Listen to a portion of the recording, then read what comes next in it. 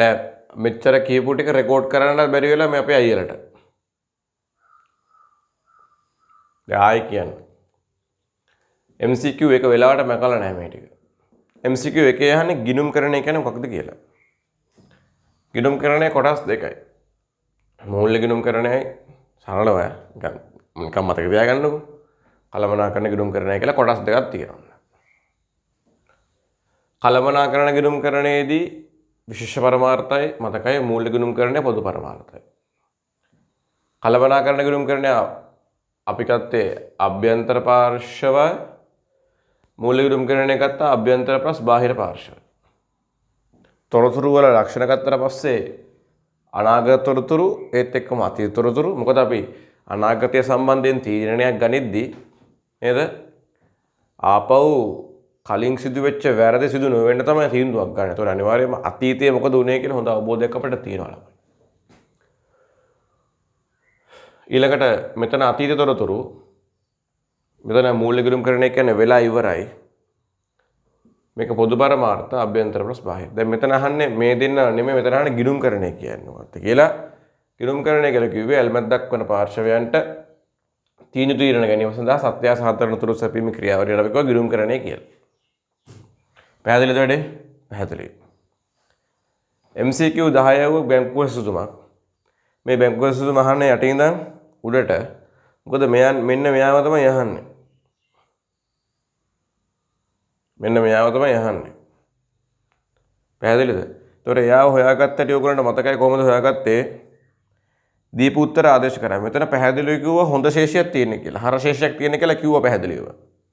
මෙතන හොඳයි නම් නිකුත් කළ නමුත් එකතු වෙනවා, තැන්පත් කළ නමුත් අඩු වෙනවා. එතකොට බැංකු ප්‍රකාශන ශේෂය දුන්නා 85 දුන්නා 45 දුන්නා x වලට තියෙන්නේ. පොඩි උන්නේ පාර ලේසි. x වලට 45ක් එකතු කරලා 85 කරනවා 270ක් කරනවා x වල උත්තරේ 3,10,000යි. ඒතර සාමාන්‍ය සංශෝධන මුතර පුතර ගන්න අපි මගහැරීම් මේකට කරන මොනවද කාල වෙනස්කම්. එතකොට මගහැරීම් තමයි අර බැංකු කාසි ස්ථාරණය ගෙවීම, තැන්පත් කළ චෙක් පත්ත කරවීම, නිකුත් කළ චෙක් පත්ත කරවීම, ඍජු ප්‍රේෂණ වගේ ඒවා. නො විදිහට තමයි හැදෙන්නේ. පැහැදිලිද? අරක රෙකෝඩින් එක හම්බුනොත් මම මේක ඇටච් කරන්න, ඇටච් කරලා එවන්න. දැනට ඔක මෙහෙම මතක තියා ගන්න. හරි පුළුවන් ද වැඩේ? මම හිතනවා පුළුවන් කියලා වැඩේ. එම අමාරුවක් නෑනේ. අමාරුවක් නෑ ලේසි. right. අපි යනවා දෙවෙනි ඊළඟ ප්‍රශ්නෙට. දෙවෙනි MCQ එකට යනවා. දැන් ඔන්න MCQ දෙකක් ඉවර කරගත්තා. මම MCQ මේකේ 20ක් හදනවා.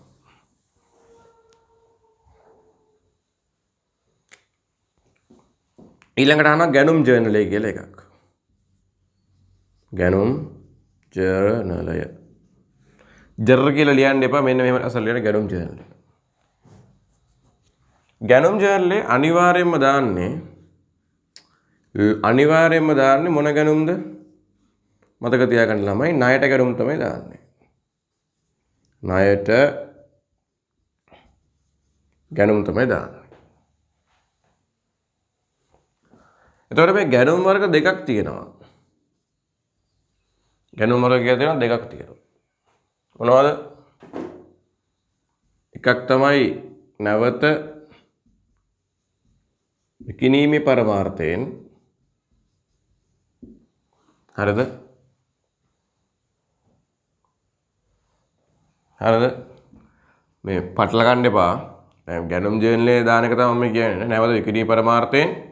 තව ගැනුම් වර්ගයක් තියෙනවා පාරිභෝජන පරමාර්ථයෙන්. පාරිභෝජන පරමාර්ථයෙන්. ඒතර ගැනුම් වර්ග දෙකක් තියෙනවා නැවත විකිණීමේ පරමාර්ථයෙන් පාරිභෝජන පරමාර්ථයෙන්. දැන් අහන්නේ ගැනුම් ජර්නලේ දාන්නේ. ඒතර ගැනුම් ජර්නලේ දාද්දි මතක තියාගන්න අනිවාර්යෙන්ම මේක ණයට ගැනුම් වෙන්න ඕනෙමයි. ඒත් එක්කම මතක තියාගන්න ඒ ගත්ත ගැනුම නැවත විකිණීමේ පරමාර්ථයෙන් වෙන්නත් ඕනේ. එතකොට අවශ්‍යතා දෙකක් අපි සපුර ගන්න ඕනේ. එහෙනම් ගැනුම් ජර්නල් ළමයි දාන්නේ මොන ගැනුම්ද? ණයට ගැනුම්. එහෙනම් අපි කියනවා මොකක්ද? නැවත විකිණීමේ පරමාර්ථයෙන් මිලදී ගන්නා ලද ණයට ගැනුම් තමයි අපි ගැනුම් ජර්නලේ දාන්නේ. උත්තරේ අංක කීයද? උත්තරේ අංක 3. විකිණීමේ පරමාර්ථයෙන් කරන ලද සියලුම ණයට ගැනුම්. ලේසි නේද? ලේසි. හදා ගන්න එක. තුන්වෙනි ප්‍රශ්නය. උපයෝගී මූලාශ්‍ර ලේඛන වල කතන්දරයක්. හදමු. MCQ 1 ඉවරයි 2 ඉවරයි දැන් ඔන්න තුන්වෙනි එකට එනවා.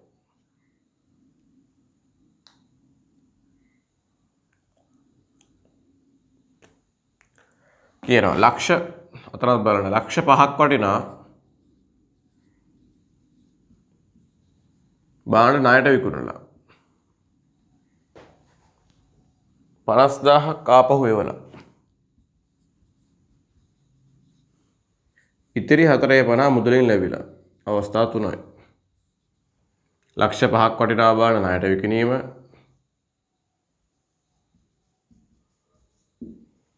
ඊට පස්සේ මොකද්ද ආපසු බාණ්ඩ එවීම ඒත් එක්කම මුදල් ලැබීම අපේ පැත්තෙන් බාණ්ඩයක් ණයට වික්කොත් මෙතන අහන්නේ මූලාශ්‍ර ලේඛනය ළමයි. මූලාශ්‍ර ලේඛනය තමයි මොකක්ද? ඉන්වොයිස් එක. ණයට වික්කොත් ඉන්වොයිස් එක. ආපහු එව්වොත් මොන පොතද ළමයි? බැරපත. මුදල් ලැබුණොත් මතකයි මොකක්ද? ලතු පොත. පැහැදිලිද? ඉන්වොයිස් එකේ බැරපත ලතු පොත. උත්තරය අංක කීයද? ඉන්වොයිස් එකේ බැරපත ලතු පොත. උත්තරය අංක 5.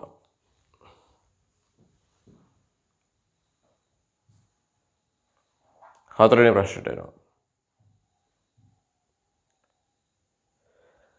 ගිණුම් කරන ක්‍රියාවලිය තුළ පහත කාර්යවල නිවැරදි අනුපිළිවෙල කුමක්ද? ගිණුම් කරන කියන්නේ ක්‍රියාවලියක්. මතකද දන්නේ?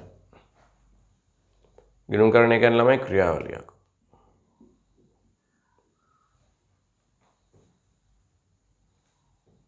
මුලින්ම ඕනම දෙයක් සිද්ධ වෙන්න සිදුවීමක් වෙන්න ඕනේ.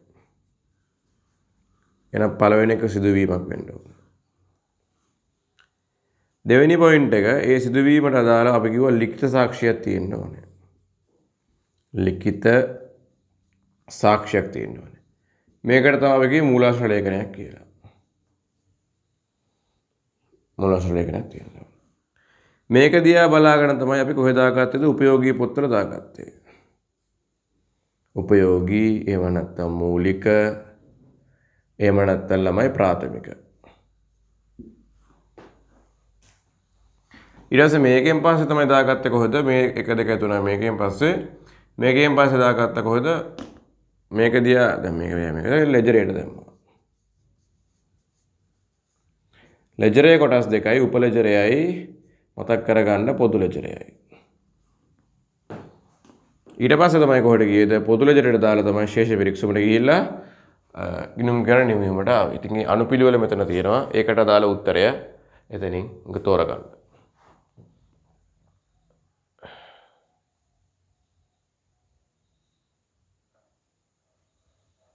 පැහැදිලිද? එතකොට අපිට දීලා තියෙනවා මූලික පොත්වල සටහන් තැබීම. එතකොට මම මේක මෙහෙම chart එක දාගෙන B ඇවිල්ලා මූලාශ්‍ර ලියවිලි පිළියෙල කිරීම. මූලාශ්‍ර ලේඛන B. ව්‍යාපාර ගනුදෙනු සිදුවීම C.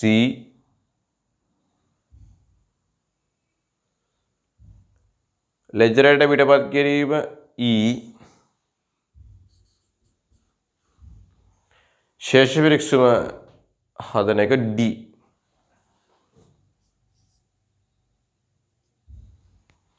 ඊට පස්සේ සිද්ධිය එන මුලින්ම වෙන්නේ C B A E D. උත්තරය කීයද? 2. හදා ගන්න තැන.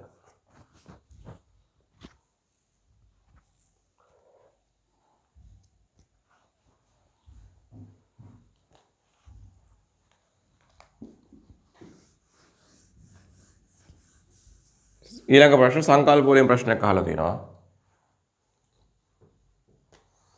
සංකල්ප දෙකක් තියෙනවා එක ළඟ මැච් වෙන.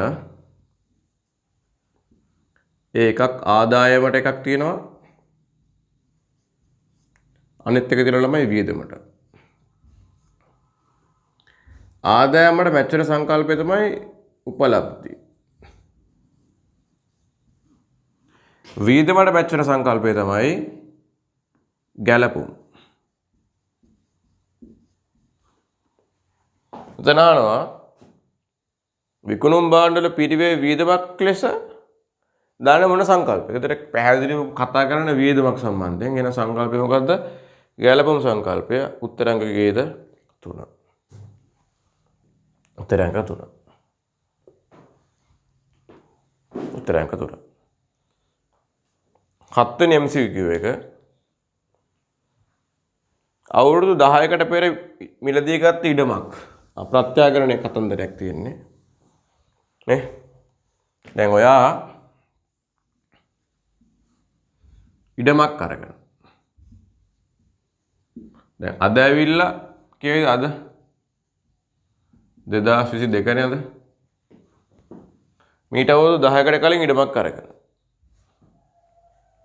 ඒ කියන්නේ 2002 ඉඩමක් අරගෙන මේ 2002 ඉඩමක් අරගෙන. ඔය ඉඩම මුදලින් ඔයා අරගෙන. ඒ ඉඩමක් අරන් අපි හිතමු රුපියල් 2000කට. වා 2000කට ඉඩමක් අරගෙන.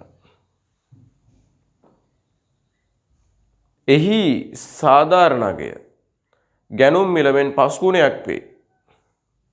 එතකොට මේක අද වටිනාකම ළමයි මේ වගේ 5 ගුණයක් 2000 වගේ 5 ගුණයක්. ඒ කියන්නේ කී ගුණයක්ද අද? කියන්නේ 2022 වෙද්දි මේ වගේ 5 ගුණයක් ලෝ. ඒ කියන්නේ 2000 වගේ 5 ගුණයක් කියන්නේ 10000ක්. ඉඩේ වටිනාකම කීයද ළමයි 10000ක්. නේද? මේක ගිණුම් පොත් වලට ගෙනාවොත් මොකද වෙන්නේ කියලා අහනවා. එතකොට මොකද වෙන්නේ? දැන් මේ සංකල්පය අපි කියන්නේ මතකද? ඓතිහාසික පිරිවැය සංකල්පය. එතකොට මේ ඓතිහාසික පිරිවැය කියන්නේ ගොඩක් අතීතයේ සිදුවෙච්ච එකක්. දැන් මේ තොරතුරු ඇවිල්ලා මේ තොරතුරු ලක්ෂණ අහන්නේ. එතකොට මේක ඇවිල්ලා අතීත තොරතුරක්. එතකොට මේ තොරතුරු ඇවිල්ලා ගොඩක් අප්ඩේටඩ් තොරතුරක් නේද? නේද? කාලීන තොරතුරක්. කාලීන කියන්නේ අප්ඩේට් තොරතුරක්. එතකොට ගිණුම් කරන්නේ මේක දැම්මොත් අපි මේකට කියනවා මොන ලක්ෂණය තොරතුරක ආරක්ෂා වෙනවද? අදාළ බව කියන ලක්ෂණය ආරක්ෂා වෙනවා. අදාළ බව කියන ලක්ෂණය ආරක්ෂා වෙනවා. මතකයිද? දැන් හොඳම අප්ඩේටඩ්ම තොරතුරක් තමයි මෙතන අපි රිපෝට් කරන්නේ. එතකොට ඒක ඇවිල්ලා අපි කියනවා මොකක් කියලාද? අදාළ බව කියන concept එක කරනවා. MCQ 4 උත්තරේ 2. හොදාගන්න.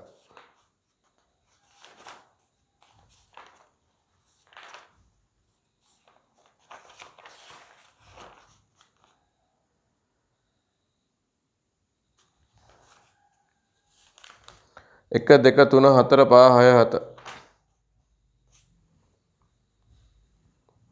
නඩත්තු කිරීම සඳහා 8000ක් ගෙවන්න ඇති. ආයතනයක් නඩත්තු කරන 8000ක් ගෙවන්න ඇති. සමීකරණ දාන්න. MCQ කීයද ළමයි? 8. නඩත්තු කරන 8000ක් ගෙවලා. MCQ 8. දැන් වත්කම් සමානයි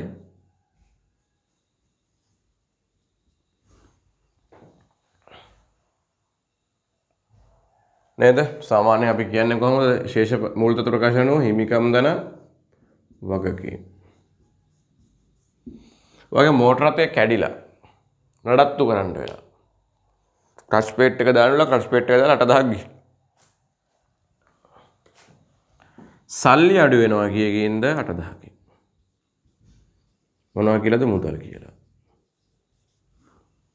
මේක ඇවිල්ලා පුතා වියදමක්. වියදමක් අඩු වෙනවා කොහෙන්ද? හිමිකමෙන්. කීයද? රුපියල් 8000ක් කියලා. මේක ඇවිල්ලා මොකක්ද? වියදමක්. ඒතකොට වත්කම් අඩු වෙනවා. අනිත් පැත්තට වියදම් අඩු වෙනවා. වත්කම් අඩු වෙනවා. වියදම් අඩු වෙනවා. ඒ කියන්නේ හිමිකම අඩු වෙනවා. උත්තරංග කීයද? 3. ඒකත් හරි. ඊළඟ ප්‍රශ්නේ මේකෙම ගන්න පුළුවන්. මේ හිමිකම ගත්තට පස්සේ ළමයි හිමිකම කොටස් 4ක් තියෙනවා.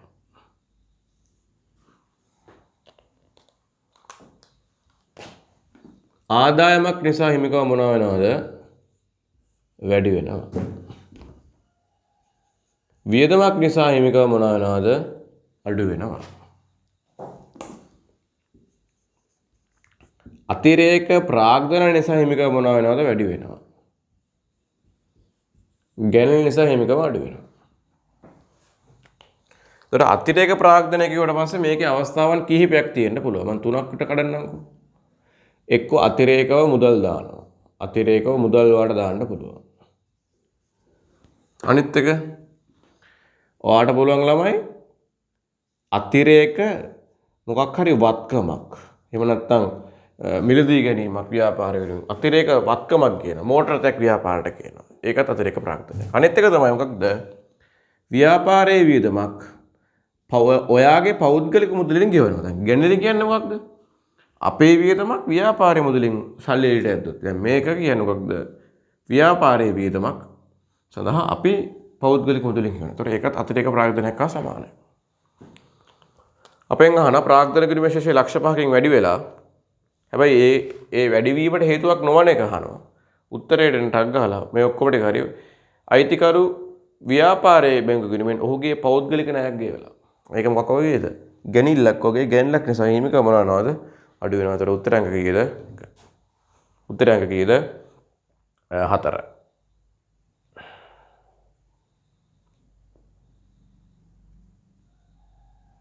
MCQ 10ක් හදාගත්ත විදිහට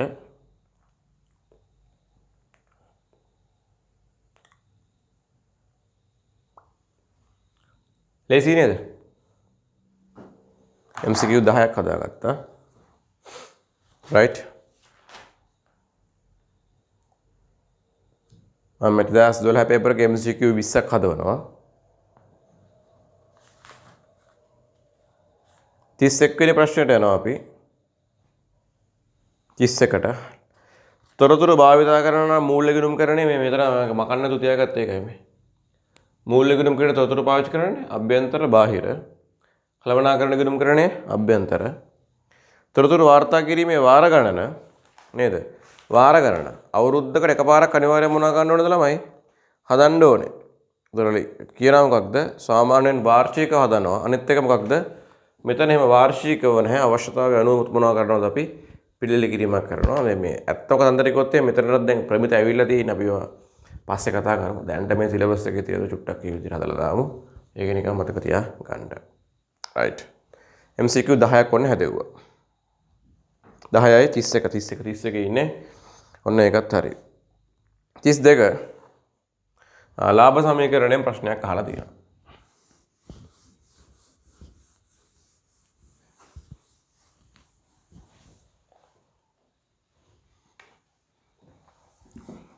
ලාභය සමානයි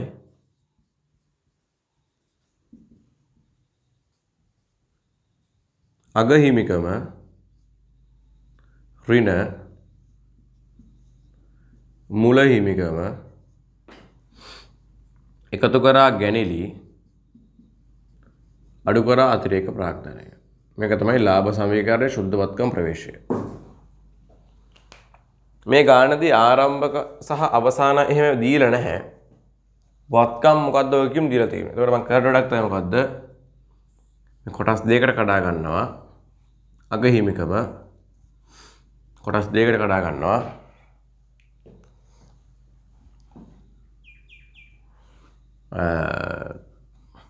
හිමිකම කඩා ගන්නවා කොහොමද? අග වත්කම් ඍණ අග වගකීම්. මේ ඍණ ලකුණ මෙතනට.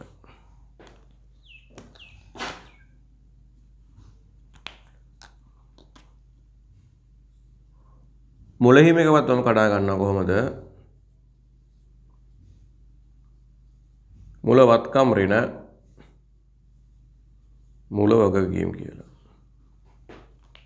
ප්‍රශ්නයක් නැහැ. හිමිකම කටස් දෙකට කඩාගත්තා. එකතු කළා ගැනිලි අඩු කළා අතිරේක ප්‍රාග්ධන.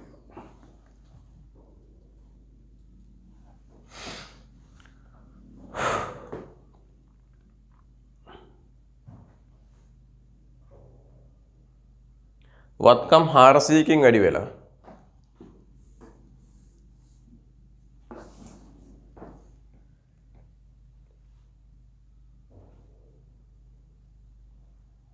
වත්කම් 400කින් වැඩි වෙලා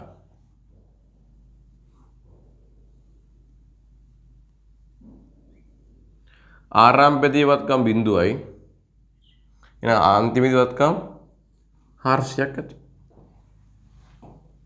මුල වගකීම් 0යි හැබැයි අගවිද්ද වගකීම් 50කින් මොන වෙලාවද වැඩි වෙලා.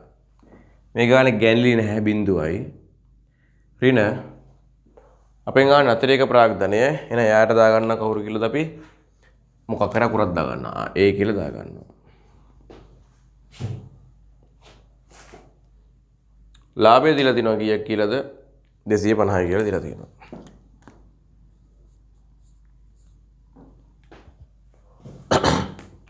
දෙසිය 50 සමානයි 450න් 50 ගියාම 350යි.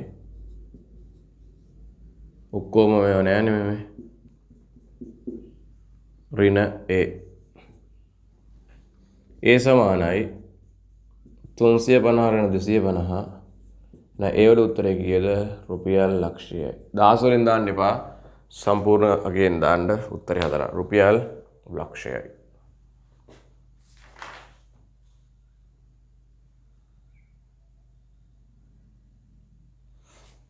35 වෙනි ප්‍රශ්නයට එනවා. ආදායම් ප්‍රකාශනය හඳුනාගන්නේ ආදායමක් හඳුනාගන්නේ ඉපියුට එකදීය. ආදායමක් ගැන කිව්වොත් අනිවාර්යයෙන්ම සංකල්ප මොකද ළමයි උපලබ්ධි. කාල පරිච්ඡේද වලට බෙදා වෙන් කරනවලු. එහෙනම් මොකද සංකල්පය? කාලච්ඡේද සංකල්පය. උද්දමයට ගැලවුම් කරන්න නැල්ලු ඒ කාලේ කතන්දරයක්. කමක් නෑ අපි මේ විදිහට යන්. මොකද්ද සංකල්පයේ මූල්‍ය විනුම් සංකල්පයයි. මුදලින් මණ්ඩ පුළුවන් විතරයිලු වණින්නේ. ඒක අප්ඩේටඩ් දැන් නිකන් හිතන්න. වගකීම් සාධක සම්බන්ධයෙන් ගෙවිය හැකි ප්‍රතිපාදන. ඒ කියන්නේ අනාගතයේදී අපිට කාටද සල්ලි ගෙවන්න වෙයි. එහෙනම් ඒකට අදාළව මොකද සංකල්පය? ආරක්ෂක සංකල්පය. පැහැදිලිද? ආරක්ෂක සංකල්පය. 36 වෙනි ප්‍රශ්නයට ඔයාලට පුළුවන් කරන්න ලැබීම් සහ ගෙවීම් ගිණුමේ අරමුණ අහනවා. දැන් ළමයි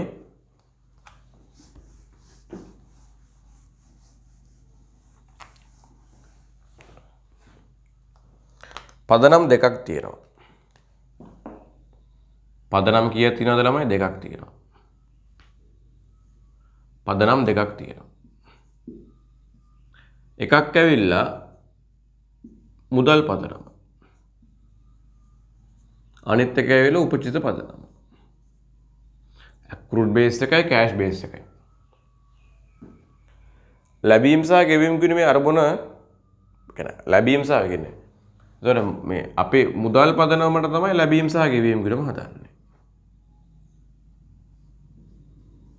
يعني අපේ මුදල් පොත වගේ. උපචිත පදනමට තමයි හැම වෙලාවම මොකක්ද හදන්නේ? ආදායම් වියදම් ගිණුම. පැහැදිලිද? ඒ දැක්කද?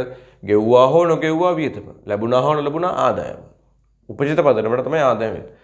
කොහෙන් හරි සල්ලි හම්බුනොත් හර වෙනවා. මොකකට හරි බැර වුණොත් ගියොත් බැර වෙනවා. මේක මුදල් පදනම. මේකේ අරමුණවදී මොකක්ද? කාල පරිච්ඡේදයක් අවසානයේදී මගේ ව්‍යාපාරයේ තියෙන මුදල් ශේෂය ආදායම් වියදම් ගිණුමේ අරමුණ තමයි මොකක්ද?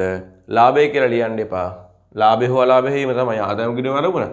හැබැයි මේක අහන්නේ ලාභ අරමුණු පරමතෙන් තොරව. ලාභයට කිව්ව අතිරික්තය කියලා. එහෙනම් අලාභයට කිව්ව මොකක්ද? පූර්ණතාවය කියලා. නැක අරමුණ තමයි මේ දෙක.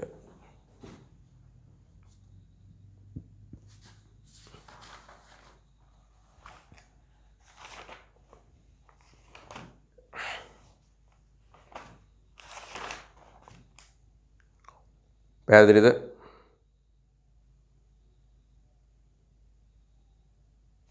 right. විකරණ ප්‍රවෘත්ති පනත යටතේ පිහිටුව ඇති ව්‍යවස්ථාපිත මණ්ඩල දෙකක් අහනවා නේද? තීරි ප්‍රශ්නයක්. ඒව මතක තියාගන්න. මොකක්ද?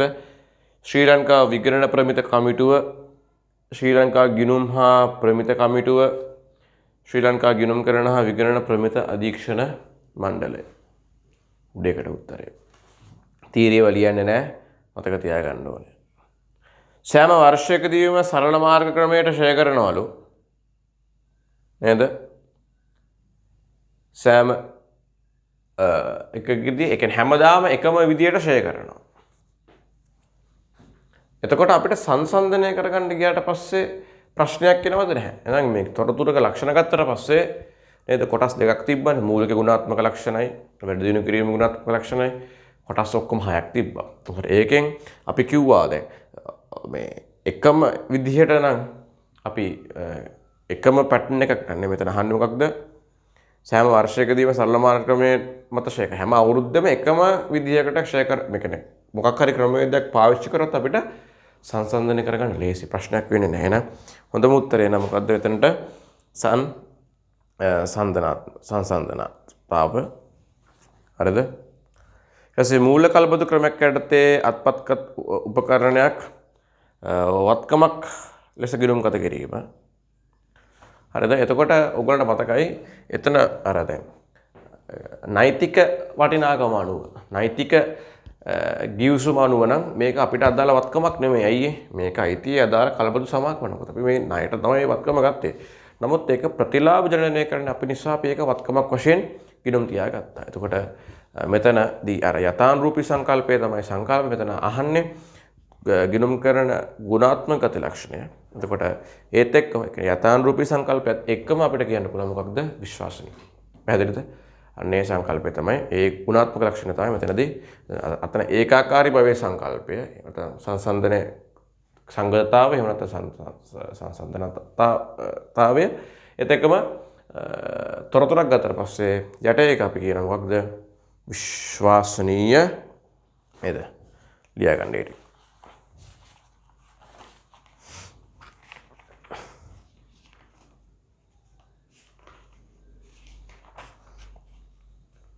විශ්වාසනීය බව. පැහැදිලිද?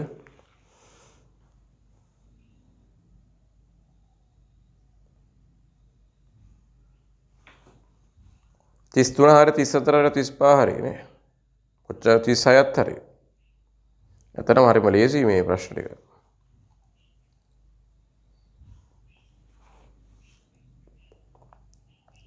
අපි ඒ ටික චුට්ටක් ඉවර කරමු. මේ ඔක්කොම හදන්න පුළුවන්. 37 වෙනි ප්‍රශ්නට එන්න. 37 සහ 38.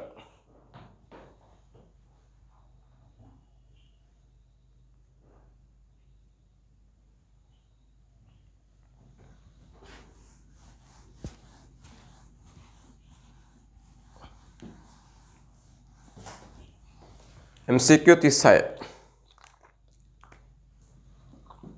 Sorry. 37.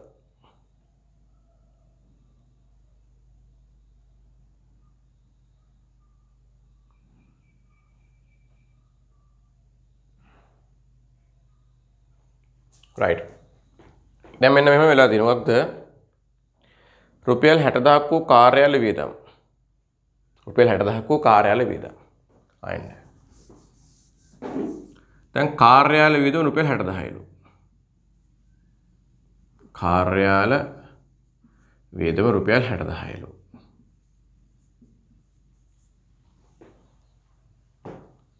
කාර්යාල උපකරණ ගිණුමට ලක්ෂ 6ක් රැස පිටපත් කරලා. දැන් මේක හරියට දැම්ම නම් මොකද වෙන්නේ? හරියට දැම්ම නම් කාර්යාල වියදම රුපියල් ලක්ෂ 6යි. මේ 60000යි. මගේ ලාභය මොකද වෙන්නේ ළමයි? මගේ ලාභය මොකද වෙන්නේ? අඩු වෙනවා කියකින්ද ලක්ෂ 6යි. මේ 60000කින්. ලාභය අඩු වෙනවා කියකින්ද 60000කින්. දැන් කළ දේ මේක තමයි හරිද? මේක තමයි හරිම එක. මේක තමයි හරි එක. කළ දේ කියන්නේ වැරදි දේ මොකද කරලා තියෙන්නේ? මේ කාර්යාල වියදම වත්කමක් ලෙස සලකනවා. මේ කාර්යාල වියදම වත්කමක් ලෙස හඳුනාගන්නවා. වත්කමක් ලෙස හඳුනාගන්නවා. කීයක් කියලා රුපියල් ලක්ෂ 6ක් කියලා. එතකොට මේ පැහැදිලිද? මේක වත්කමක් වශයෙන් හඳුනාගෙන ලක්ෂ 6ක් කියලා වැඩි. මේකේ බලපෑම් දෙකක් තියෙනවා.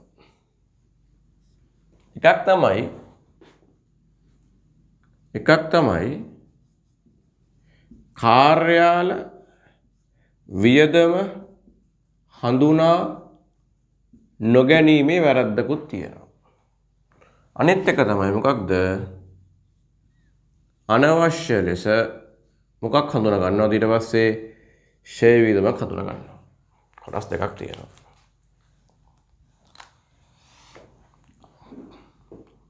කාර්යාල වියදම හඳුනාගත්තේ නැති වුනහම වියදමක් හඳුනාගත්තේ නැති වුනහම මේ අවස්ථාවට අනුව ලාභය 60000කින් මොනවද ළමයි වැඩි වෙනවා. ලාභයට බලපෑම. දැන් වියදමක් හරියට ගත්තොත් වියදමක් හඳුනාගත්තා නම් ලාභය අඩු වෙන්න බෑ. දැන් වියදමක් හඳුනාගත්තේ නැහැ. වෙන කොහොමද මූලක දාගන්න? ලාභය 60000කින් මොනවද වැඩි වෙනවා. මෙතන අනවශ්‍ය ලෙස ෂෙයා වියදමක් හඳුනාගන්න. එතකොට කියනවා වටිනාකම ලක්ෂ 6ක් වශයෙන් හර කර ගන්නවලු ෂෙයා තියෙනවලු 100ට කීයද 10ක්. උපකරණ වල වාර්ෂික ෂෙයා 10ක් තියෙනවලු. එහෙනම් ෂෙයා වියදම මෙතන 60000යි. හැබැයි අපි මේක හදන්නේ පුතා මොන මාසයටද? මාර්තු මාසයට හදන්නේ. එහෙනම් මේක 12න් බෙදුවොත් එහෙම උත්තර වෙනවා කීයද? රුපියල් 5000ක්. එතකොට අනවශ්‍ය ෂෙයා හඳුනාගත්තට පස්සේ ලාභය මොකද වෙන්නේ? 5000කින් අඩු වෙනවා. එතකොට එතකොට කතන්දර එකක් නෙමෙයි කතන්දර දෙකක්. එතකොට මේ කතන්දර දෙකම හරහා නේද? මේ කතන්දර දෙකම හරහා අපෙන් අහන මොකක්ද? ලාභයට ඇතිවෙන සුද්ධ බලපෑම. මේ වැරද්ද දෙකම තමයි ලාභයට සුද්ධ බලපෑම තමයි. ලාභය මෙතන 60000කින් වැඩි වෙලා ලාභය 5000කින් අඩු වෙලා. අපි කියනවා ළමයි මොකක්ද? ලාභය මොන වෙලාවද දැන් 55000කින් මොන වෙලාවද අන්තිමේදී වැඩි වෙලා. මෙතන දැක්කද? වියදමක් හඳුනාගත්තේ නැති නිසා ලාභය වැඩි වෙලා. අනිත් පැත්තට අනවශ්‍ය වියදමක් හඳුනාගන්න ලාභය අඩු වෙලා. කොහොම හරි අනවශ්‍ය ලෙස 55000කින් මොන වෙලාවද ලාභය අපේ වැඩි වෙලා තියෙන්නේ මේ කතන්දරේ හින්දා. කාර්යාල උපකරණ සහ කාර්යාල වියදම් ලෙජර් ගිණුම් නිවැරදි කිරීම සඳහා ජර්නල් සටහන. හරිද? උත්තරය හදා ගන්න තුනකට ටක් ගාලා.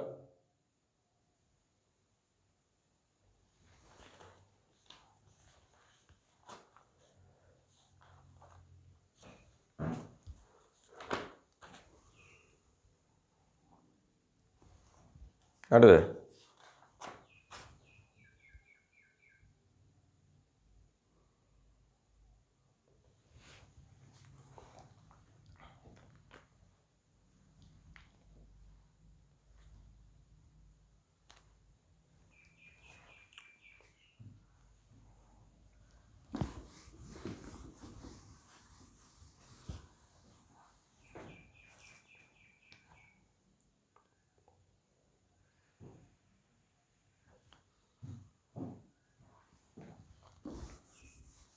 දැන් මෙතන දාලා තියෙන්නේ කොහොමද වැරදි එක?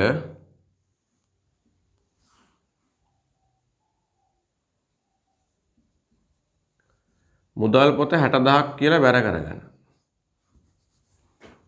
හර කරන් තියන්නේ කොහෙද? කාර්යාල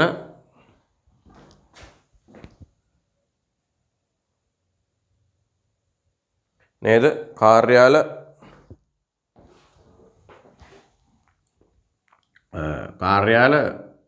වත්කම් ගිණුමක් තමයි හර කරන් තියෙන්නේ. ලක්ෂ 6ක් කියලා. එතකොට ඒ හරහා බිහි වෙන මොන ගිණුමක්ද? අවිනිශ්චිතයක්. කීයකද? බැලන්ස් කරගන්න ඕනෙන්ද 540ක. මුදල් එක ප්‍රශ්නයක් නැහැ. අපිට ඕන කාර්යාල වියදම් ගිණුමක් ඕනේ. අපි මුලින්ම කරන්නේ මේ 60000 අපිට වැඩක් තියෙනවද? වැඩක් නැහැ. මේ කාර්යාල වත්කම් වලට ලක්ෂයක් කවදාවත් එන්නේ නැහැ. අපි ඒක මුලින්ම අයින් කරනවා. මෙහෙම ලක්ෂයක් මෙතනට හර කරා මෙතනට ලක්ෂ 6ක් සෝරි මෙතනට බැර කරා මෙතනට හර කරා. ඊට පස්සේ යන ගන්නවා මොකක්ද අපි කාර්යාල වියදම් කිරීමක්. ඒකට අපිට ඕන 60000ක්. එහෙනම් කාර්යාල වියදම් 60000ක් හර කරා මෙතනට 60000ක් මොනවා කරාද බැර කරා. එතකොට ඩබල් එන්ට්‍රි අපි ලියනවා කොහොමද? මෙයා පොදුවේ ගත්තට පස්සේ හර කීයද? මෙතන පොදුවේ ගත්තට පස්සේ හර 540යි. කාර්යාල වියදම් හර 60000යි අවිනිශ්චිත හර 540යි. කාර්යාල වත්කම් ගිණුම උපකරණ ගිණුම බැර ලක්ෂ 6යි. ලක්ෂ 6යි.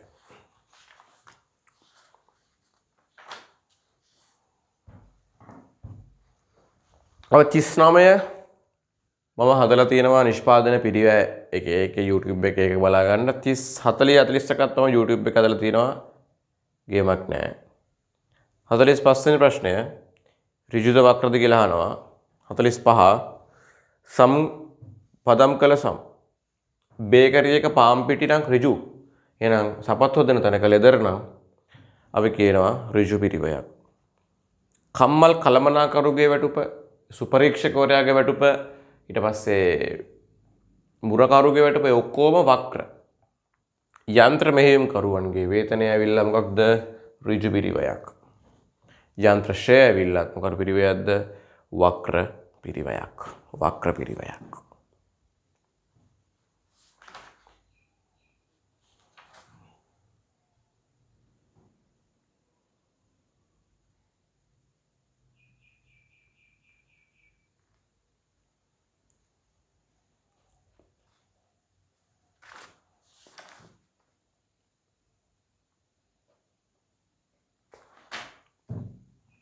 ඔය 21යි 26යි ඒකත් ලේසි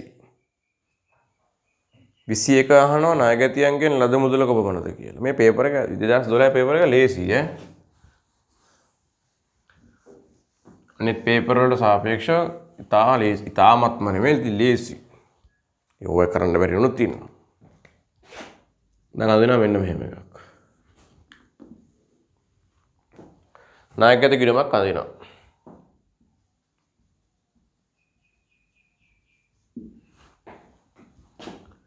එතන පුරුද්දක් කෙරේට වත්කමක් නැහැ ආරම්භක ශේෂය.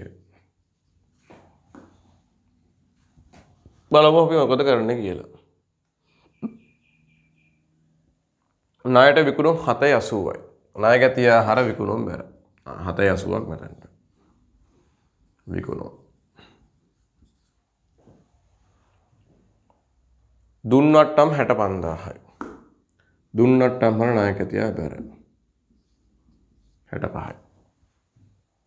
බොල් ණය කපා හැරේ. බොල් ණය හර ණයගැතිය බැර. 20යි.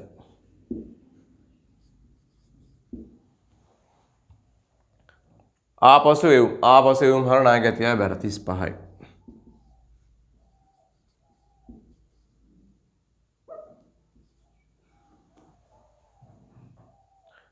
ණයගැති ශේෂය අඩුවීම 80000යි. නිකන් හිතමු මේ ආරම්භක ශේෂය 100ක් තිබ්බා. අහගන්න. අඩුවීම 80000. එහෙනම් අවසාන ශේෂය ළමයි කීයද එහෙනම් 20යි. එහෙනම් පාගේ ශේෂය කීයද 20යි. ඒක තමයි ඉස්සරහට මේ වෙන්නේ. දැක්කද ආරම්භයේ 100යි අඩු වුණා 80කින් එන අවසාන ශේෂය 20යි. අපෙන් ගන්න රද මුදල කොපමණද කියලා මුදල් පොත හර මෙතන එනවා මුදල්. මෙයාව තමයි හොයන්න ඕනේ. 880යි 880යි 65යි 35යි ලක්ෂයයිද 100යි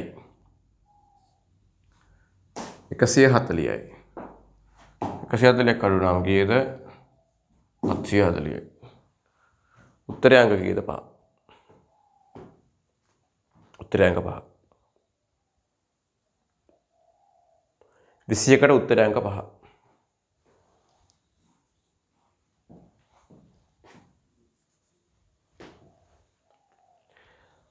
නිෂ්පාදන පිරිවැය සමාන වන්නේ කියලා අහනවා නිෂ්පාදන පිරිවැය. පෝස්ට් කරලා බලන්න.